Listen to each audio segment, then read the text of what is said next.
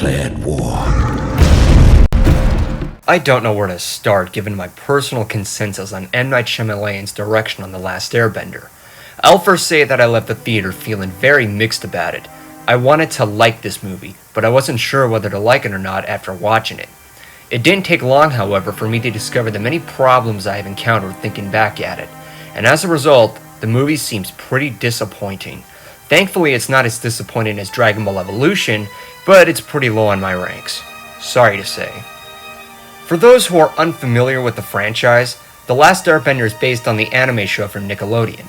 Taking place in a world where people are capable of controlling supernatural elements, Aang, who's considered the last of his kind of a nation where they control wind and air, is unfrozen in an Arctic tribe of the Water Nation by Katara and Sokka. He doesn't realize it at first, but he was frozen for 100 years and is known to be the Avatar, the chosen one who, in a cycle, brings peace to the world by stopping evil, particularly the Fire Nation for the most part.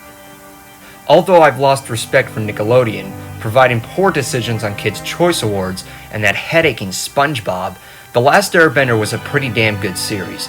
It's a pretty generic yet thoughtful premise that actually did have a complex story. It was humorous, charismatic, and actually has strategic dialogue on warfare, even if the series was over-the-top goofy. The series was very well written, and it's partly what stands out for me for kids' networks by all standards. The movie didn't have much of what the series was known for. Based on the books, the series was season separated by the books individually. The movie intended to have the same attempt, and here I can give credit. Shyamalan tried very hard to stick with the source material. He tried following the main part of the water book story, even if that means subtracting a majority of the characters. The only problem is, it went too fast, and because it was so condensed, I felt there wasn't enough information told. What's worse is it lacked most of the humor, which was what the series was supposedly known for, and I found the dialogue to be poorly written. For any constructive advice, I would have recommended extending the length of the film on air for storytelling. As far as characters go, most of what was on the screen were misses. Aang, for unknown reasons told, is pronounced Ung, and Sokka's name's pronounced Sokka. Why? I have no idea. That's like calling Spock from Star Trek Spuck. This is one of the biggest problems I had, as well as the poor casting and acting. Jackson Rathbone, who played Sokka, did a horrific job on his acting. Now, do I blame him? No. I take that to the director, who also wrote the screenplay.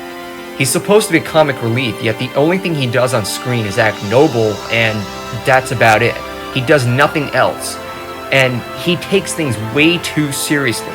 For the rest of the characters, they're barely different from Sokka's problems. Maybe I'm just getting too carried away, but I just don't like the casting here. In fairness, I saw the casting a year ago and I saw it coming, but they could have at least improved their acting. You know what else annoys me? Zuko's uncle has dreadlocks. Again, why? Now, the actors who played Zuko and his uncle, on the other hand, were decent at their performance. They sounded and felt like they were the characters I remember. Zuko was arrogant and frustrated like he was supposed to be, and his uncle was calm, likable, and more controllable for most firebenders. Now, the best thing about this movie is what I think is very standard for most movies nowadays. Simply quote from Sokka in the series, "At least the effects were decent." That's pretty much how to sum that up. The animators, as usual, did a nice job on it, especially when animating the water. The action with the special effects, however, fall flat. Not to say it's terrible, but it's certainly mediocre and loud. Maybe it was the theater I attended, but there was a scene where Aang helps out the Earthbenders who were captured by the Firebenders, and somewhere along the way there was a loud screech that hurt my ears. And coming from someone who sat through Transformers Revenge of the Fallen and liked it, that's saying a lot. So yeah, The Last Airbender was a disappointment for me. It was rushed, poorly acted, and the casting, pardon me for including this again, was very bad. It even hurts more for the neutral audience. Now, like I said, it's better than Dragon Ball Evolution for actually trying to be good on its story from the series, and the special effects were good. Even with the epic music composed by James Newton Howard, it's not enough to save this movie as it falls flat on its ass. Sorry to be very harsh, but hopefully if a sequel's in, maybe it'll be an improvement over the first. Sorry Shyamalan, but The Last Airbender gets a 1.5 stars.